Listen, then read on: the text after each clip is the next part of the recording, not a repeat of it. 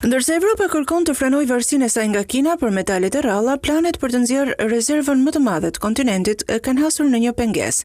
Ekziston frika se operacionet e minierave mund të dëmtojnë brumbujt, myshqet dhe korpullat e rrezikuara. Një udhëtim 2 orësh me makinë në jug-perëndim të Oslos në ish komunitetin minerar Ulefos, shtëpi e 2000 banorëve, të çon pikërisht mbi thesarin e Fensfeltet, rreth 8.8 milion ton metale të rralla. Këto element të përdorur për të bërë magnete thelbësore për industrinë e automobilëve, elektronikës dhe mbrojtjes janë përcaktuar nga ABE si lëndë të para kritike.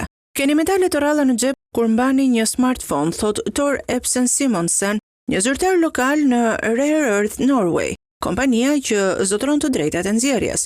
Ju pongisni me metale të rralla kur jeni në timonin e një makine elektrike dhe keni nevojë për metale të rralla për të bërë materiale mbrojtëse si avionët F-35, shtoi ai. Sot industria evropiane importon pothuajse të gjitha mineralet e rralla që i nevojiten, 98% nga një vend i vetëm që është Kina, shton ai. Prandaj jemi në një situatë ku Evropa duhet të sigurojë më shumë nga këto lëndë të para vet. Në aktin e saj të lëndëve të para kritike që synon sigurimin e furnizimit të Evropës, BE ka vendosur si objektiv që të paktën 10% e nevojave të nxjerren brenda bllokut deri në vitin 2030, por aktualisht nuk po nxjerren minerale të rralla në Evropë. Për shkak të shqetësimeve mjedisore, Rare Earth Norway është detyruar tashmë të shtyjë planet e saj. Kompania synon të fillojë punën tani në gjysmën e parë të 2030-s. Projekti i saj është i quajtur miniera e padukshme, synon të kufizojë gjurmën mjedisore të minierës.